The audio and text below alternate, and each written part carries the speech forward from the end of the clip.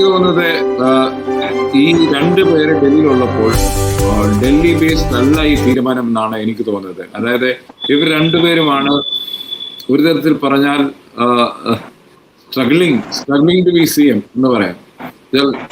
അവിടെ ഈ ഈ ഈ തിളക്കമാർന്ന ജയത്തെ കേരള കോൺഗ്രസിനും UDF-നും സംഭാവന ചെയ്ത് സതീശൻ സ്വന്തം വീട്ടിൽ നിൽക്കുകയാണ്, അനുകാരികളെ കാണുകയാണ്. അതിനർത്ഥം ഒരു കോൺഫിഡന്റ് ആയിട്ടുള്ള ഒരാള് കേരളത്തിൽ തന്നെ നിൽക്കുന്നു. മറ്റ് രണ്ടുപേർ KC വേണുഗോപാൽ ഡൽഹി ബേസ്ഡ് ആണ്, പക്ഷെ രമേശ് ചെന്നിത്തല ഇങ്ങനെ രണ്ട് പ്രത്യാശികൾ ഡൽഹിയിലെ ഹൈക്കമാൻഡ് എന്ന് പറയുന്ന ആൾക്കാരെ കാണാൻ ശ്രമിക്കുന്നു. ഹൈക്കമാൻഡ് ആരൊക്കെയാണെന്ന് നമുക്കറിയാവുന്നതാണ്. ഇത് ഗാന്ധി കുടുംബവും ഖാർഗെയും കേരളത്തെ സംബന്ധിച്ചുള്ള AKAന്റണി, ഇങ്ങനെ നാലോ അഞ്ചോ പേരാണ് ഹൈക്കമാൻഡ് ഈ കാര്യത്തിൽ ഫൈനൽ തീരുമാനം എടുക്കേണ്ടത്. അതിൽ ഇന്നത്തെ സിറ്റുവേഷൻ അനുസരിച്ച് താങ്കൾക്ക് എന്താണ് തോന്നുന്നത്? എനിക്ക് എൻ്റെ ഒരു റീഡിങ് വളരെ കോൺഫിഡൻ്റ് ആയിട്ടുള്ള ഒരു VD സതീശനെ നമുക്ക് കാണാം. മറ്റു രണ്ടുപേരും പ്രത്യാശികൾ മാത്രമായിട്ടാണ് ഇപ്പോഴും നിൽക്കുന്നത്. അങ്ങനെ താങ്കളുടെ റീഡിങ് എന്താണ്? അത് താങ്കൾ പറയുന്നുള്ള രണ്ട് പ്രത്യാശികൾ, അതായത് KC വേണുഗോപാലും രമേശ് ചെന്നിത്തലയും ഡൽഹിയിലും, ശ്രീ സതീശൻ കേരളത്തിൽ അദ്ദേഹത്തിന്റെ തട്ടകത്തും കഴിയുന്നു എന്ന് പറയുമ്പോൾ തന്നെ നമുക്ക് കൃത്യമായി മനസ്സിലാവും ആത്മവിശ്വാസം സതീശനാണ്. കാരണം ഞാൻ തിരുവനന്തപുരത്തേക്ക് പോകുമ്പോഴും സതീശൻ അതേ ട്രെയിനിലുണ്ടായിരുന്നു, വരുമ്പോഴും ഉണ്ടായിരുന്നു. ഇത് ഇന്നലെ തിരിച്ചു വരുമ്പോൾ സതീശനും ഞാനും ഒരു ട്രെയിനിലാണ് തിരിച്ചു വന്നത്. അപ്പോ അദ്ദേഹത്തെ അവിടെ റെയിൽവേ സ്റ്റേഷനിൽ സ്വീകരിക്കാൻ വന്നിരുന്ന ആൾക്കൂട്ടം, യൂത്ത് കോൺഗ്രസ്, KSU, ഇത്തരത്തിൽ വലിയ ഒരു ജനപ്രിയനായ നേതാവിനെ, അതൊരു വാസ്തവത്തിൽ ഞാൻ വന്ദേ ഭാരത്തിൽ എറണാകുളത്ത് നിന്ന് കയറുവാൻ ആളുകൾക്ക് 5-10 മിനിറ്റ് തടസ്സം സൃഷ്ടിക്കുന്ന വിധത്തിലുള്ള വലിയ സ്വീകരണമായിരുന്നു സതീശന് അവിടെ ഞാൻ കണ്ടത്.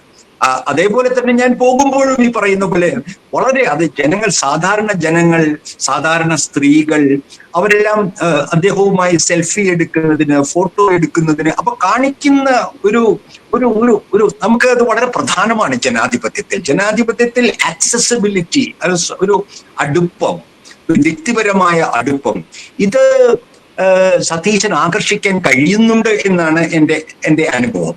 പിന്നെ രണ്ടാമത് എനിക്ക് തോന്നിയ ഒരു കാര്യം, ഇത്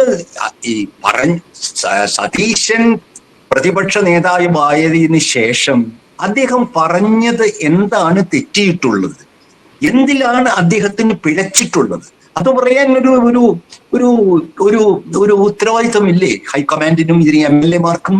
അവരെ ഇവിടെ കൊണ്ട് എത്തിച്ചത് KC വേണുഗോപാൽ ഹൈക്കമാൻഡിൽ നിന്ന് കൊണ്ടുവന്ന പണമോ, അല്ലെങ്കിൽ വളരെ എന്താ പറയുക ഹരിപ്പാടും ആ പ്രദേശങ്ങളിൽ മാത്രം പൂർണ്ണമായി നിൽക്കേണ്ടി വന്ന രമേശ് ചെന്നിത്തലയ്ക്കുമാണോ ഈ MLA-മാർ ആക്കിയതിൽ ഈ കേരളത്തിൽ പ്രധാന പങ്ക് വഹിച്ചത് സതീശനല്ലേ? അത് ഒരു ദിവസം ഒരു ക്യാമ്പയിൻ ഇറങ്ങുന്നതല്ല, 5 വർഷമായി എല്ലാ സ്ഥാപിത താല്പര്യങ്ങളെയും അവഗണിച്ചുകൊണ്ട് കോൺഗ്രസിനെ ഈ വിജയത്തിൽ എത്തിച്ചത്. ദേശീയമായും കേരളത്തിന്റെയും രാഷ്ട്രീയ സിറ്റുവേഷൻ പഴയ കൺവെൻഷണൽ തിങ്കിങ്ങിന് പറ്റിയ ഇടമല്ല എന്ന് അദ്ദേഹം എത്രയും വേഗം മനസ്സിലാക്കിയാൽ അത്ര അദ്ദേഹത്തിന് നല്ലത്. അദ്ദേഹത്തിന്റെ ഫ്രസ്ട്രേഷൻ, നിരാശയുടെ ലെവൽ കുറെ കുറയാൻ കഴിയും. കാര്യം വെച്ചാൽ ഇപ്പം ബംഗാളിൽ നടക്കുന്നത് കണ്ടു, തമിഴ്നാട്ടിൽ നമ്മൾ കണ്ടു എന്തൊക്കെയാണ് നടക്കുന്നത്. അപ്പൊ അതിനനുസരിച്ച് ഒരു പുതിയ പൊളിറ്റിക്സ് കോൺഗ്രസ് കൊണ്ടുവരാൻ കഴിയണം. പഴയ പൊളിറ്റിക്സ് ഒരു സ്ഥാനവുമില്ല എന്ന് അദ്ദേഹം എനിക്ക് തോന്നിയ വേറൊരു കാര്യം കൂടി ഞാൻ സൂചിപ്പിക്കുകയാണ്.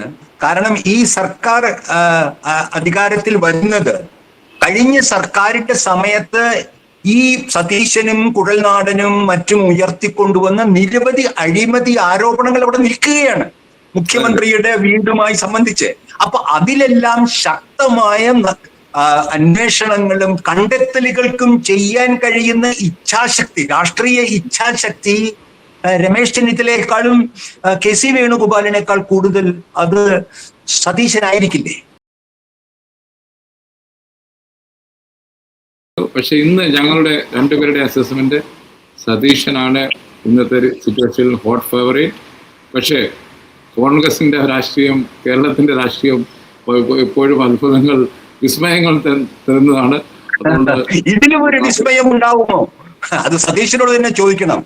മുഖ്യമന്ത്രി പദത്തിലും ഇനി വിസ്മയമാണോ സതീശൻ കാണുന്നത് എന്നുള്ള ഒരു ചോദ്യമാണ് അവിടെ നിൽക്കുന്നത്. അത് നമുക്ക് 2-3 ദിവസത്തിനും അറിയാൻ പറ്റും. നന്ദി, നമസ്കാരം.